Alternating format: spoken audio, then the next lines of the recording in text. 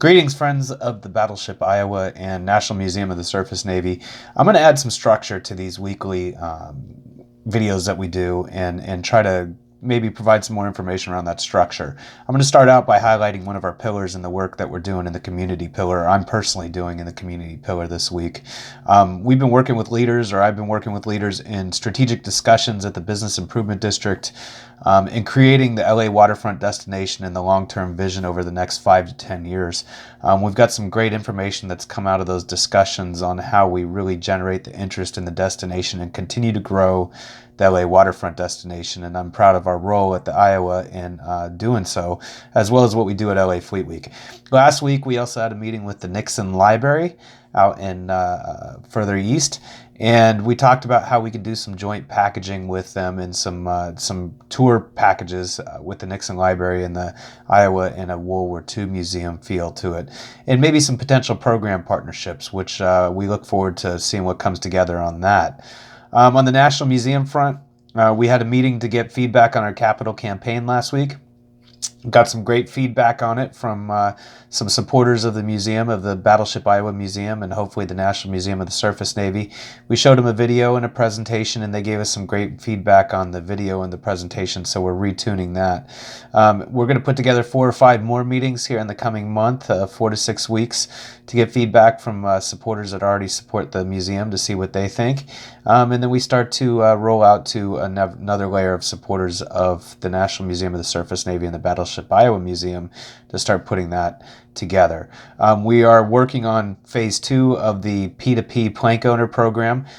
David Canfield and his team is doing a great job on it. We haven't gone public on that obviously yet, but for the crew and those that really follow us, you'll be able to find some information and fine-tune and play with that on the surfacenavymuseum.org website. Now remember, this is a work in progress, and feel free to provide feedback to us as you work through that program. Also, we've done an update on the video, the National Museum video, which you could find on our YouTube site, and it should be also on the surfacenavymuseum.org site very soon. Kurt Vandermeulen, who has been our videographer for many years, and helped film the move of the ship, and you can find his videos in our store, updated that video and has done a great job with it. So a big thanks to Kurt, one of our important crew members and a volunteer on the ship. I also decided that maybe I should talk about a story that impacts me, something that I've experienced in the past week, or something that I read about, or just in general, what we do here on the ship. This morning I noticed a post on Facebook talking about our military and our service members, and of course the suicide rate of our service members, which is really sad. It's sad to us at the Iowa, and sad to us as a population and Americans. And I like to highlight that we see some great transitioning in our Veterans Pillar and our Veterans Reintegration Center in addressing some of those by providing that family and that sense of belonging and community that a lot of vets need.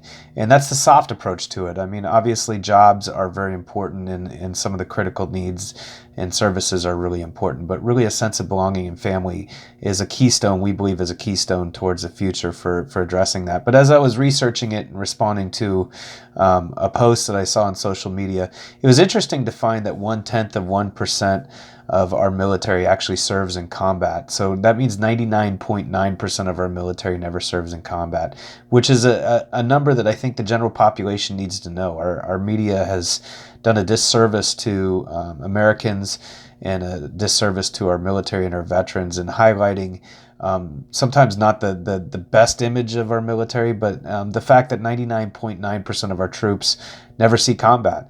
And I think it's important that we recognize that our surface navy and our military in general make it possible for us to continue to have international trade and commerce, respond to humanitarian disasters such as Fukushima, Puerto Rico, Hurricane Katrina, and some of the critical needs across the world.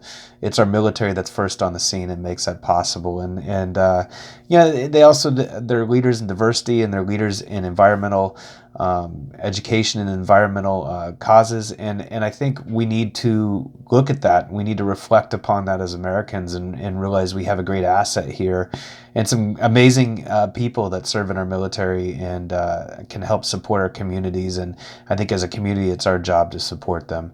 So in closing, I really want to say thank you to all of you. I do have actually two more things to show you. I thought it'd be interesting. Sometimes I'm asked about marketing. We have an ad in the new Wear book that will be seen in hotels across the city. And here's our ad that you will see right here. That's the ad. So for those of you that ask about what we're doing in advertising, this is one of our new ad avenues. And as well as for those of you that are crew members or happen to be on board the ship, we also have a brochure for the National Museum of the Surface Navy that I'm going to place in our volunteer coordinator's office. And you can see some of that if you'd like to pick up one of those brochures. With that being said, thank you so much for all that you do in support of our organization and our transition to the National Museum of the Surface Navy, and wish you an amazing week and everything you do. Thank you.